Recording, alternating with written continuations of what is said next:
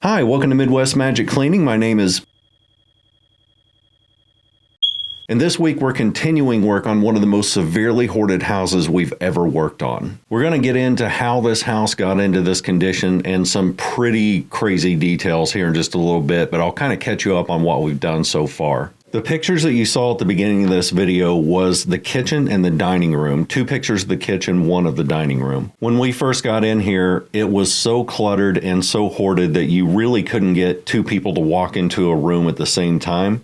If you did, you had to go in a single file line. On top of that, the basement was filled with 5 feet of water, and we spent a full week draining that out. And we're going to get to that here in a little bit. Here's what that looked like whenever we first got there. But we spent a full week pumping water out of the basement. It is now dry, or at least dry enough to where you can walk in it and not get water up to your ankles. We spent 6 days so far cleaning the dining room and the kitchen. Most of our time was spent in the kitchen. It was absolutely destroyed. It has one of the worst roach and mouse infestations of any house we've ever worked on, and the smell was really, really bad.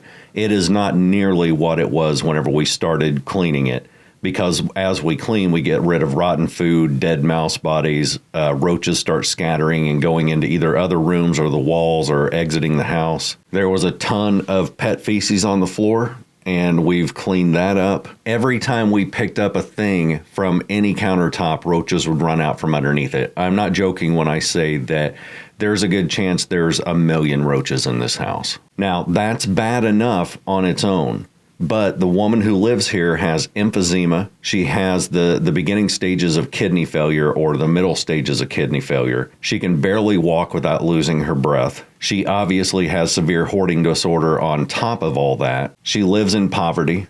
And when that basement flooded, it ruined everything in the basement. So let me get to that real quick because this is super important. She had a 5-foot water leak in the basement, or it wasn't water leak, it was basements in Illinois, if they're not sealed properly, can take on water every time it rains. The previous owner of the house unplugged the sump pump but didn't tell anybody. And so over time, the water got so deep that they couldn't even walk through the basement to get to the sump pump to plug it in. So that's where I came in, put my pump in, and just pumped it out over the course of 5 days. When that flooded with that much water, it ended up destroying the water heater and the furnace. This is the 3rd water heater that's broken down here, and you'll see that, floating in that picture that I showed you earlier. But underneath the water, there's a 3rd one. You can see 2 floating.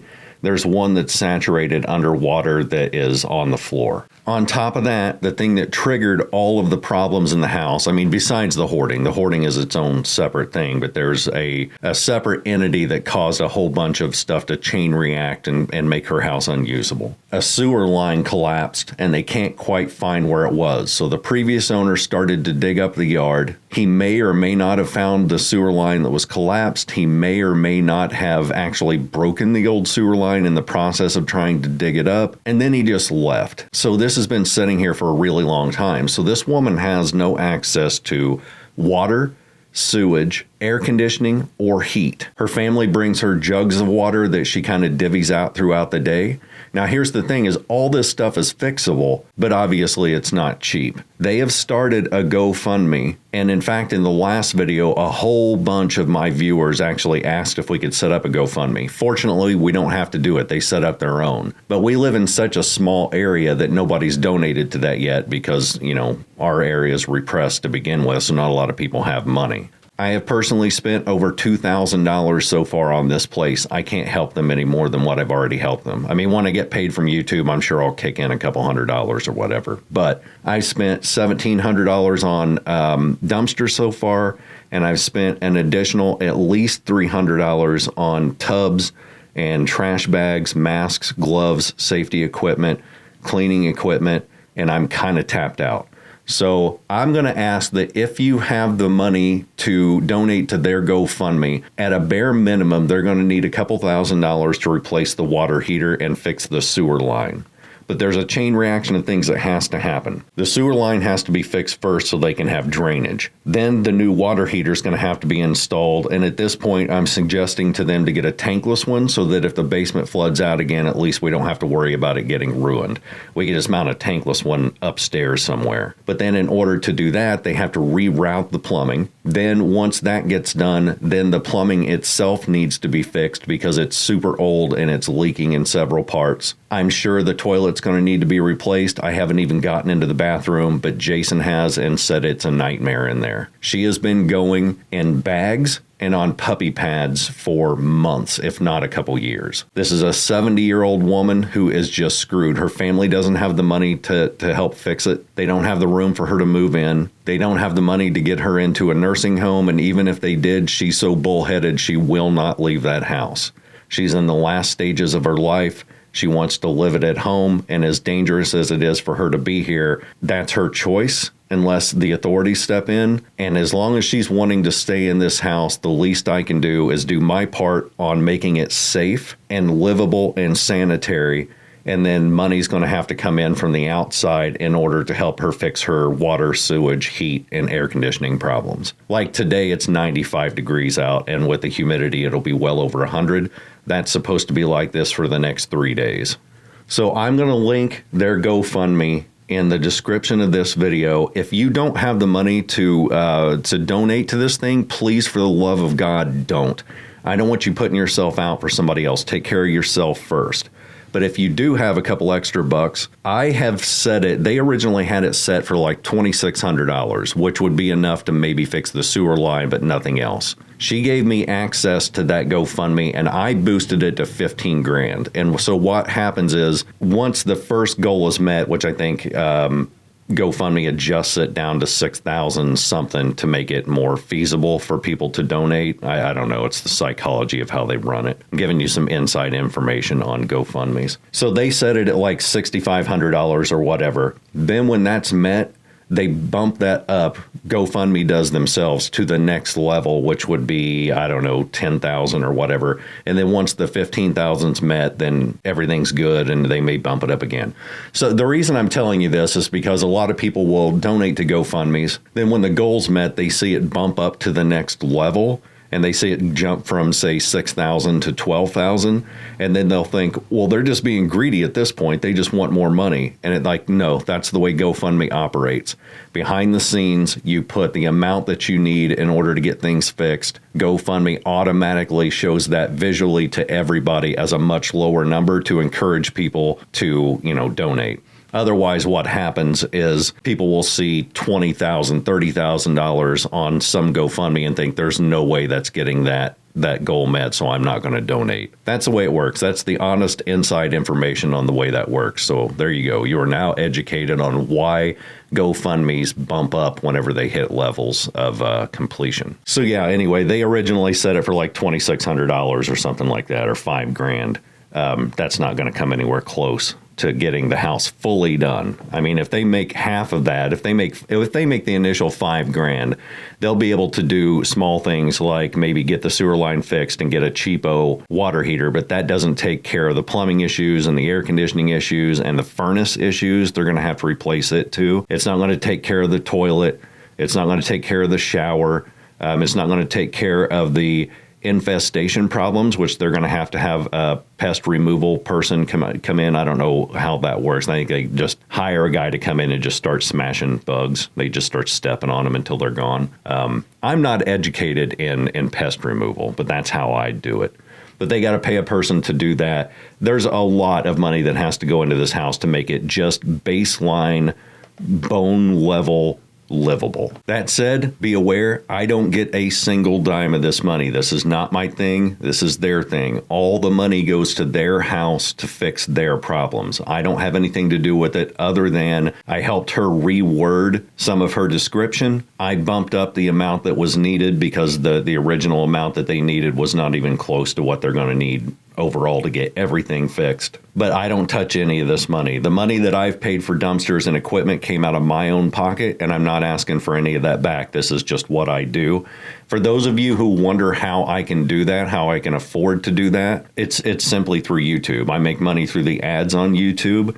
and I take that money and convert it into help for other people. So if I spend $2,000 or $3,000 on a cleanup, it's because last month I got enough money to pay for my bills plus an additional $2,000 or $3,000 left over, which I then dump into somebody else's house to help them out. This is the way I've always done it. This is the way I'll continue doing it. And the more the channel grows, the more money I can put into places like this. So the goal would be, if I ever got like crazy big and I started making like nutty YouTube money, then I wouldn't even promote somebody's GoFundMe. I'd just go into their house, clean it all up. And then while I was doing that, I would personally hire a contractor to come in and say, I need their sewer line replaced. I need a new furnace, a new water heater. I need new plumbing. Let's replace their toilet while we're at it. And then I'll call an exterminator and we'll get rid of their infestation. I would just take care of all that on my own and then claim it on business expenses. The only difference between here and there, like the money I'm currently making versus money I could be making later down the line to afford to do stuff like that, is right now I wear basically t-shirts and jeans. Once I start making money, there will be signs, because I'll be wearing full-blown tuxedos while I'm doing this, son, because that's how I roll. It's how I do.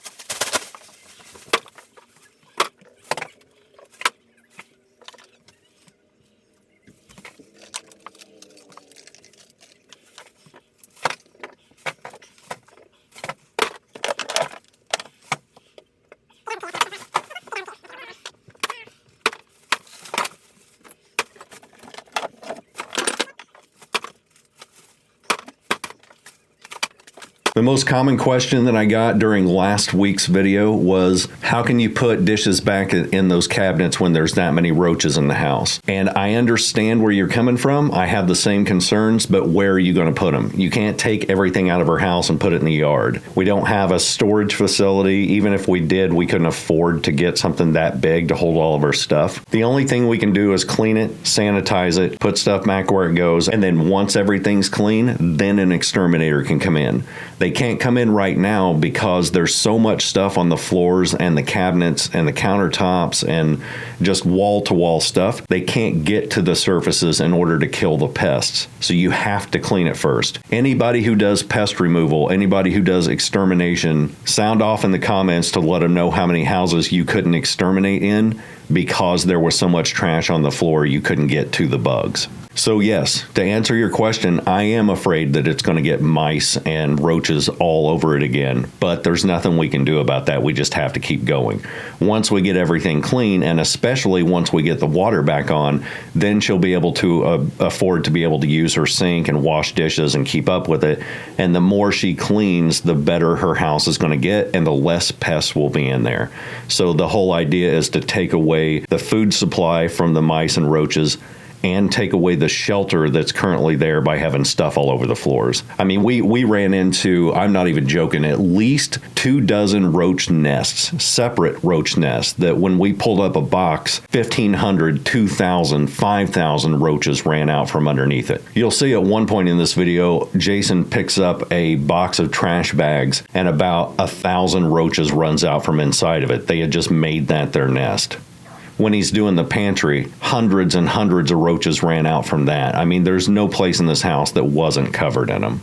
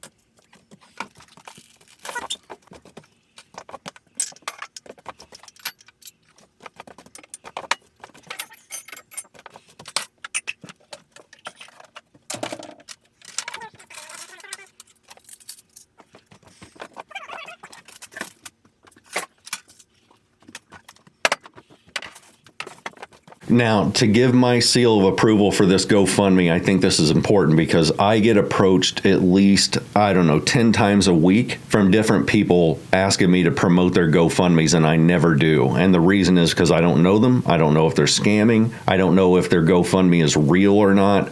I don't know if they're going to take the money and instead of fixing their house, just blow it on crack or whatever. But I've spent enough time with this family, it's 2 weeks now, and they live in the same town as me, so everybody knows each other here. It's a small town. I know that when they get this money, they will fix up the house because this is an emergency situation. If somebody came in there on a welfare check right now, they would kick her out of her house and she has nowhere to go. She would be on the streets. A 70-year-old woman in 95-degree heat on the streets. We can prevent that. She reminds me of my mom a lot, to the point to where I've kind of made an emotional connection with her. And she and her daughter, who live separately, but she and her daughter had gone in there while I wasn't working and cleaned up a massive section of the kitchen on their own. And this hutch that was so bad, it was so cluttered that it gave me anxiety every time I walked past it. And I'm not joking, when I walked past it and saw how much they had cleaned it, I hugged both of them. I was so proud of them. I still am so proud of them. I know how much work that took to do that, and it was a lot because her daughter has got PTSD, and it's either bipolar or borderline personality, but she had no business doing that much work in the heat of that house, but she wants it done so bad that she's like, screw it, I'm jumping in and helping. They're really, really doing well. And I mean, her hoarding disorder is a hurdle. It's not a wall. And she understands that. It's something she can jump over, but it's not something that stops her from living life as it can be lived. And I've really worked with her a lot on this house to say, okay, stop, take a breath. You're focusing on a very small, minor, insignificant object, and you're not seeing the house overall. We have to get rid of 75% of your stuff, and you're hung up on one item that doesn't mean anything. And she will stop, take a breath, sit back down, and let me do my thing. It's very emotionally absolutely devastating for me to do a job like this, to the point that it makes me want to not do any more of them and just work on houses that are dealing with, I don't know, ADHD and PTSD. Hoarder houses are the hardest houses to deal with because there's so much pushback, and the disorder is frustrating to deal with. It is maddening for the kids who have to deal with this. There's a lot of conflict that happens whenever you are trying to help them. They don't see it as help many times. They see it as an attack. Now, this woman understands the help because at one point I threatened to leave if she didn't stop nitpicking small things. Then she immediately apologized and went, nope, I will get out of your way. I'm so sorry. And then just went to the other room and let me do my thing. But she's doing really well, and in fact, better than anyone I've ever worked with as far as this disorder goes. But, I mean, it's such a severe problem in this house that if we don't do something about it, she's going to lose everything and spend the rest of her life in a hospital, and I don't want that to happen.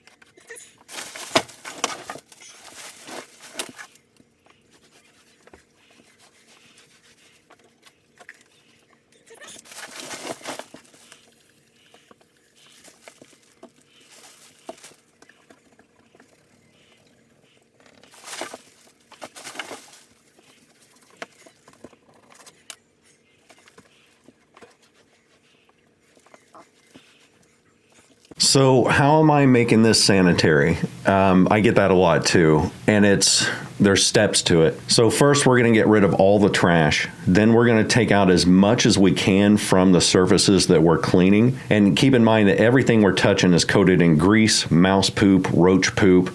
It's all slippery and it's rotting grease. Like, she used cooking spray and she did a lot of frying and stuff like that. So over the years, that turns into like a vapor and dissipates through the kitchen and then has to land somewhere. So it lands on all the surfaces. The roach and mouse poop gets all over it and sticks to it. And then since cooking spray is organic, eventually it starts to go rancid and it breaks down and rots. Anyway, we're going to take all that stuff out and we're going to use a two-step cleaning process. The first is just to use any all-purpose cleaner you can find, especially something that cuts through grease. I use Mr. Clean's Clean Freak because it's powerful. You can use whatever, Zep degreaser, you can use, it doesn't matter. Any all-purpose cleaner that cuts through grease will work. Once we have the surfaces clean, then we switch to a homemade sanitizer that I use, and that's just 70% isopropyl alcohol with about 5 or 6 drops of Dawn dish soap in a spray bottle. And the reason I put dish soap in it, and it doesn't have to be Dawn, it's just the best I've found, is the Dawn actually helps kill bacteria on top of what the alcohol already does,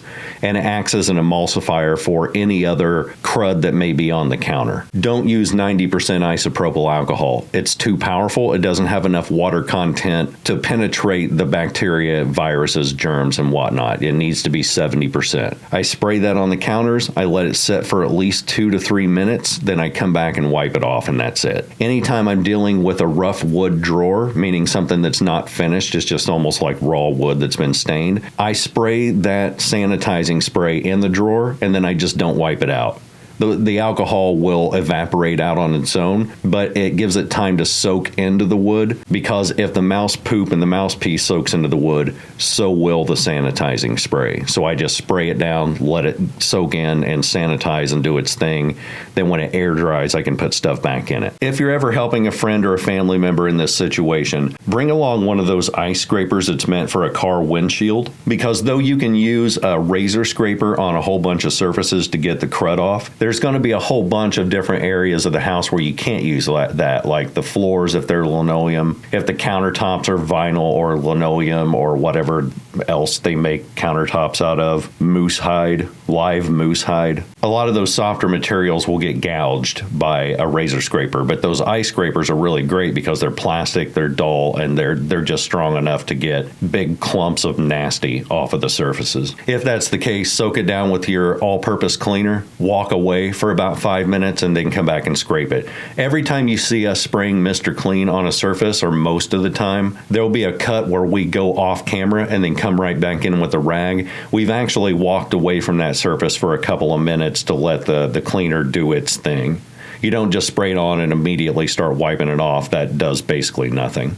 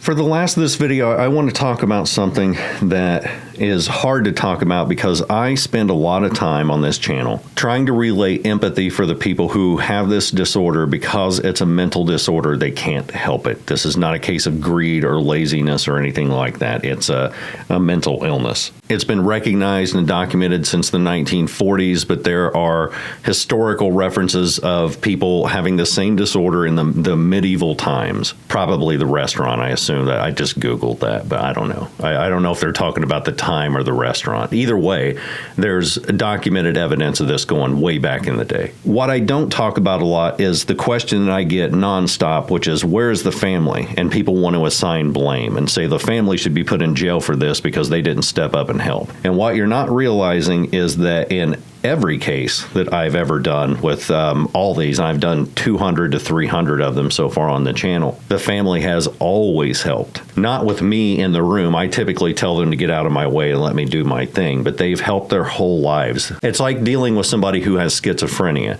And it's like, well, why didn't the family just tell them that the paranoid delusions they were having weren't real, and then that way they would stop having delusions? And it's like, that's not the way it works. What actually happens is that the children of people who have hoarding disorder attempt to clean and are met with brutal resistance. Usually the parents get extremely angry and they hold grudges. And for instance, there was a person who contacted me and said that they threw away an end to a pencil, like a little pencil eraser one time. And the parents got super mad because they could have used that pencil eraser or whatever it was that they threw away, and then never let them live it down. And the person was like, who cleaned it, said, you know, I thought it was trash. It was used. It was dirty. It had stuff all over it. I'm sorry. But the parents would just blame them for it. You're throwing my stuff away. And then it becomes almost violent in their reactions to things being cleaned or moved. In many cases, the people with hoarding disorder don't even want the kids cleaning their own room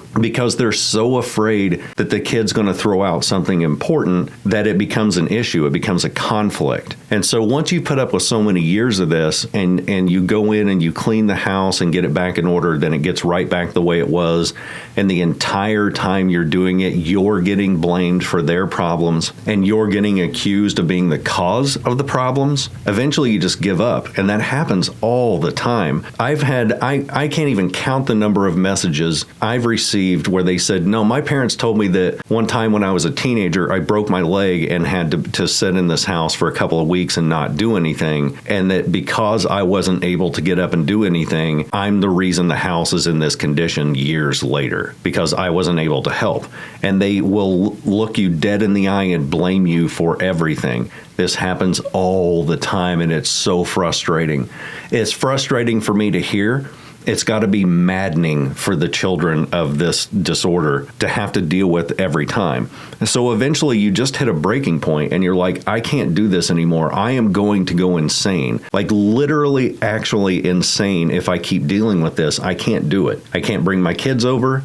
I can't step in the house. I can't handle the smell. I can't handle the constant roaches and mice and bed bugs that are strewn throughout the house, and eventually they just break. So yes, the kids and the family have been helping for many, many years, but there's only so much you can do. So no, I don't like it when people try to point blame for a mental illness. I don't like it when people say this could have been prevented if. If you've never been through it, you have no clue what you're talking about. The blame that you're pointing only works if the person who's being helped doesn't have a mental illness. If it's a case of somebody who just decided one day, I'm not going to clean anything, screw it, I don't care if it's dirty or not. Basically Asmongold. I don't care if it's dirty or not, I'm fine the way it is. And then somebody comes in and cleans it and they're like, oh, I don't care if it's clean either, go ahead. Like that's a whole different thing. But the pushback and the conflict and the abuse that you have to receive for attempting to help somebody with this disorder is extremely difficult to deal with. I deal with it because I know that whenever I'm done with a place like this, I'm leaving and I'm never coming back. Also, I'm a tall,